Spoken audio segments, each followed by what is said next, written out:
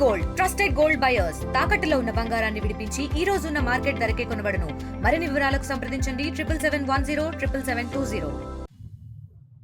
ఈరోజు honourable MP Mithun Reddy గారిని చూడడానికి పేర్ని గారు నేను పోయి వచ్చాం. పరిస్థితులు చూసి ఆరోగ్యం ఎట్టుంది, లోపల ఏ విధంగా పరిస్థితులు ఉన్నాయని చెప్పేసి అడిగిన తర్వాత కొన్ని విషయాలు తెలిసింది. మిథున్ గారిని ఆనరబుల్ ఎంపీ గారు ఒక మంచి బిల్డింగ్ ఇచ్చినా కానీ ఆయన్ని మాత్రం ఎవరు కలవకూడదు అని చెప్పేసి ఆదేశాలు ఇచ్చున్నారు అన్నమాట పోలీస్ ఆఫీసర్స్. అంటే ఒక రకంగా చూస్తే అది సాలిటరీ కన్ఫైన్మెంట్గా అనుకోవచ్చు. ఎక్కడైనా ఎక్స్ట్రీమ్ కేసెస్, టెర్రరిస్టు, ఆ విధంగా అట్లాంటి వాళ్ళకి సాలిటరీ కన్ఫైన్మెంట్ అనేది చేస్తారు. ఇక్కడ పేరు చెప్పకుండా కూడా ఆ విధంగా మాత్రం పరిస్థితులు ఏర్పడేటట్టు ఈరోజు కూటమి ప్రభుత్వం చేసింది. వాళ్ళు ఏమనుకుంటున్నారంటే ఈ విధంగా సాలిటరీ కన్ఫైన్మెంట్ ఇచ్చిన తర్వాత ఒక మనిషి ఏ విధంగా ఏదో ఒకటి చెప్పేస్తాడు, దాని తర్వాత నేరం ఏదో ఒకటి చుట్టొచ్చు ఆయన మీద అని చెప్పేసి రకరకాలుగా ప్రయత్నం చేస్తుంది.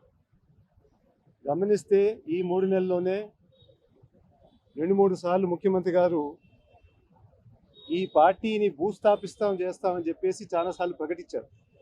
అంటే వైఎస్ఆర్సీపీ పార్టీని ఏ విధంగా అయినా కానీ మూసేసి దానిలో ఉండే నాయకులందరినీ కూడా ఏ విధంగా జైలుకు పంపించి కానీ నేరాలు పెట్టి తప్పుడు కేసులు పెట్టి అన్ని రకాలుగా హింసించాలని చూస్తున్నాం. ఇది మన నాయకులే కాదు, పైన ఎంపీలే కాదు, మండల్ లెవెల్ నాయకులు కానీ, ఎమ్మెల్యే ఇన్ఛార్జీలు కానీ, మన పంచాయతీలో ఉండే గ్రామ స్థాయి నాయకులు కూడా అందరికీ ఇదే పరిస్థితి జరుగుతుంది ఈరోజు. అంతే మనం అందరం గమనించాలి. మీరు ఏ ఊరికి పోయినా కానీ ఈ విధంగా వైఎస్ఆర్సీపీ నాయకుల మీద మొన్న కావలిలో ఎవరో ఒకరు ఒక చిన్న డ్రోన్ ఎగిరేస్తే వాళ్ళ మీద హత్యా ప్రయత్నం అని చెప్పేసి ఇంకో కేసు పెట్టారు. ఈ విధంగా వైఎస్ఆర్సీపీ పార్టీ నాయకుల మీద కానీ, ముఖ్యంగా మన పెద్దిరెడ్డి గారి మీద కానీ, పెద్దిరెడ్డి మిథున్ రెడ్డి గారి మీద కానీ ఎక్కువగా ఫోకస్ చేసి, ఎందుకంటే పార్టీలో ఎక్కువగా మొదటి నుంచి ఉన్నారు, అప్పటి నుంచి పనిచేస్తూ పార్టీకి ఎంతో బలపరిచారని చెప్పేసి వాళ్ళ మీద ఫోకస్ చేస్తూ ఈరోజు ఇంత విధంగా హీనంగా చూడడం అనేది నిజంగా ఖండిస్తున్నాం. మీకు మళ్ళీ చెప్తున్నాం, లోపల జరిగేటన్నీ ప్రజలకు తెలుస్తున్నాయి. మీరు ఇచ్చిన హామీలు జాగ్రత్తగా చూసుకోండి, అవి అమలు చేయండి. ఈరోజు సాక్షి పేపర్ మీద కూడా దాడి చేసి రాత్రి వార్త ఏ విధంగా బయటికి రాకూడదని చెప్పేసి ఇంత ప్రయత్నం చేయడం మంచిది కాదు. నాయకులు ఎక్కువ రోజు నోరు మూయలేరు. మీరు ప్రజల దగ్గర మంచి స్పందన పొందాడు కానీ మా నాయకులు నోరు మూడు కట్టేసి మీరు పైకి పోవాలనుకునేది చాలా తప్పు. రాబోయే రోజుల్లో మీకు ఇది 10 అంతలు శిక్ష పడుతుందని చెప్పేసి మేము హెచ్చరిస్తున్నాం. ఇప్పుడన్నా జాగ్రత్త పడండి. ఈ విధంగా మాత్రం రాజకీయంలో ఈ కక్ష సాధింపులు అనేది పూర్తిగా ఆపేటట్టు చూడండి. లేకపోతే రాబోయే రోజులు మన ఆంధ్రప్రదేశ్కి నిజంగా గంభీరమైన పరిస్థితి వస్తుంది. ప్రతి గ్రామాల్లో కొట్టుకునేటట్టు వస్తారు. ఇది జరగకుండా చూడాలని చెప్పేసి మీ అందరినీ మళ్ళీ కోరుకుంటున్నాను. Thank you. ఈరోజు పార్లమెంట్ సభ్యులు, వైఎస్ఆర్ కాంగ్రెస్ పార్టీ సీనియర్ నాయకులు అక్రమ కేసులో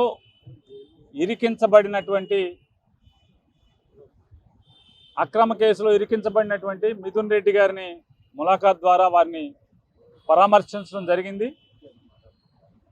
మిథున్ రెడ్డి గారిని అడగడం జరిగింది, నారా చంద్రబాబు నాయుడు గారి యొక్క ప్రభుత్వం మిమ్మల్ని తీసుకొచ్చి ఇప్పటికి సుమారుగా ఒక 40 రోజుల 50 రోజుల మధ్యలో అయి ఉంటుంది కదా, మీరేం నేరం చేశారు, మిథున్కి ఈ నేరం గురించి ఏం తెలుసు అని ఎప్పుడన్నా కస్టడీకి పిలిచారా అని అడిగాం.